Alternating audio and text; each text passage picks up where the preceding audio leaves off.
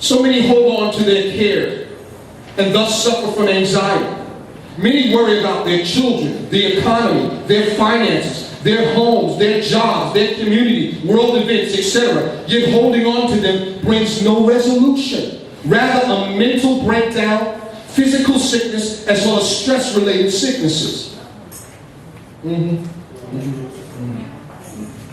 A lot of my hair that's missing on the top is because of stress. Now, I'm being honest with you. Because of stress.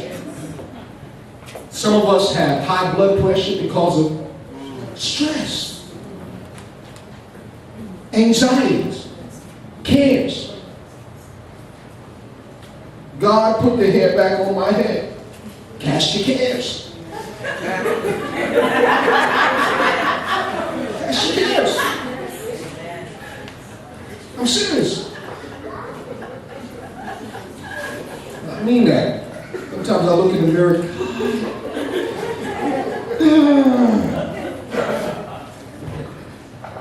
So what are some of the reasons why people hold on to cares?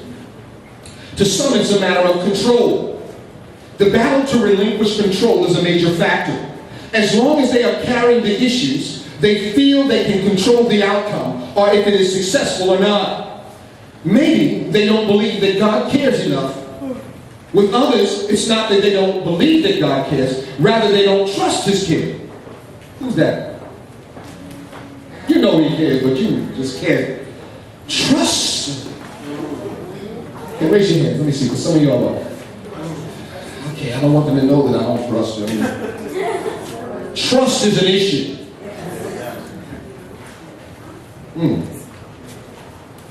But without faith, it's impossible to please God. Amen. But he that cometh to God must believe that He is, and that He is a rewarder of them that diligently seek Him. So if you don't trust Him, you don't have faith, so you can't please Him. And you don't get the reward because you're not diligently seeking, because you're figuring it out in your mind rather than diligently seeking the Lord. Amen?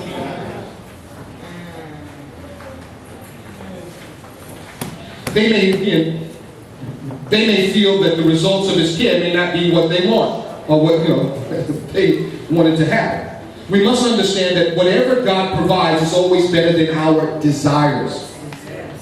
God, I don't trust You're going to do it the way that I want to do it. I want 100% of the bill paid. I don't want favor.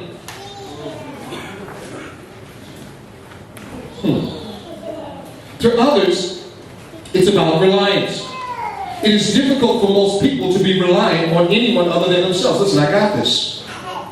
You're not going to do it the way that I do it. I'm going to do it perfectly. You're going to do it partially.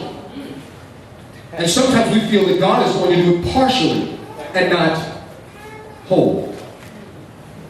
Perfect. Yet, this Christian walk requires us to become reliant on God alone and not even ourselves anymore. Most don't want to cast their cares on God because they do not want to be reliant on Him. Some don't rely on God because they want to be able to comprehend how God is going to care for them naturally. I want to know how You're going to do it, God. Who's the figure it out kind of people here? Is it going to be through Bill? Is it going to be through Susie? Are you going to give me an increase on my job? Listen, when you cast your cares upon Him, you no longer try to figure it out how He's going to fix the cares. You say, God, it's Yours, You take care of it, I have nothing to do with it anymore. You disconnect from the cares. That's hard for us, right? I did this week, last week, I disconnected. That's it, I don't have it. So however you do it, you're caring for me.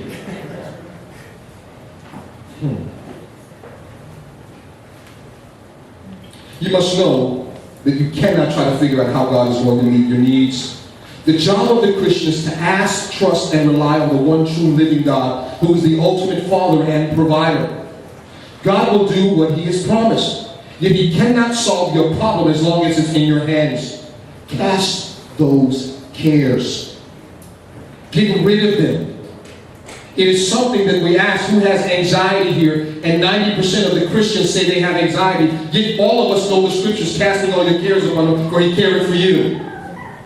So it's telling us we're hearing the word, but we're not practicing the very thing that would bless us. Because sometimes it's too challenging. It's challenging to trust God.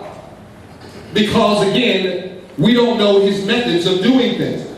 I am challenged every time I have to trust God. I'm telling you the truth. I am challenged every single time I have to trust him. But I didn't have to surrender. You've asked God to grow in faith? You know, there's certain things when I'm in prayer, I start to think, I'm not going to ask you that. Because if I know I ask you that, you're going to make me go through something. So God, as much as I love you, I've been around a little while. You know, I used to ask God, Lord, humble me. Woo! The surgery. Who's asked God to humble him?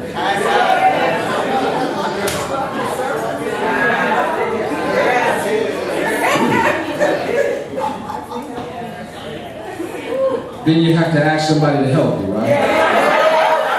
Humble me, Lord. That's tough.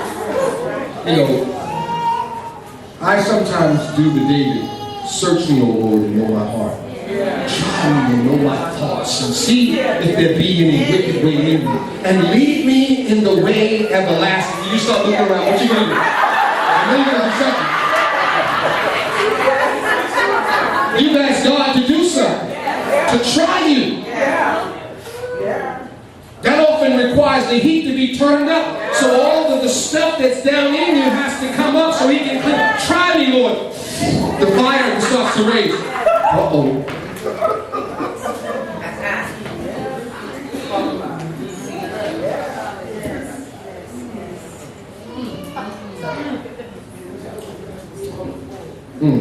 I don't think you're ready to cast your cares. And some of you still look like you got a lock to you. Holding on to me.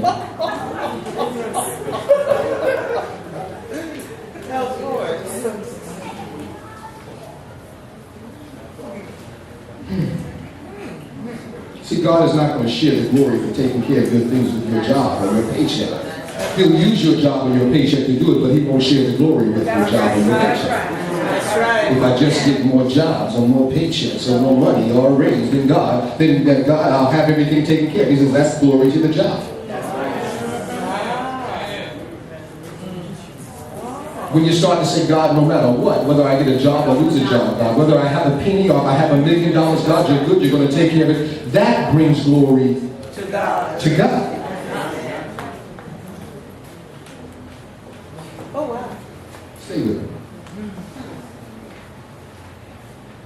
Oh. Now there's another group who don't cast their cares upon the Lord or tentatively do so, but take them back. This group consists of those who want to cast their cares upon the Lord but are assaulted by the enemy in their minds. And either they don't give it to the Lord or they give it to him and ultimately take it back due to the enemy's suggestions of carrying them further. Beloved, when you cast your cares upon the Lord, then the enemy constantly tries to give you the possibilities of God failing and supposed disastrous results from this. He will talk to you in order to convince you not to depend on God as long as you will listen.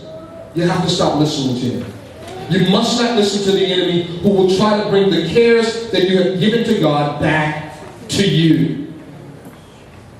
How many of you are the scenario people? If I don't pay this, this will happen. Yes. Anybody? Yes. My goodness. We should have taught this a long time ago. It's the enemy that's talking to you so that you can take back the cares and then doubt God. We take the cares back and ask God, why didn't you fix it? Well, you didn't give me the thing to fix. You took it back.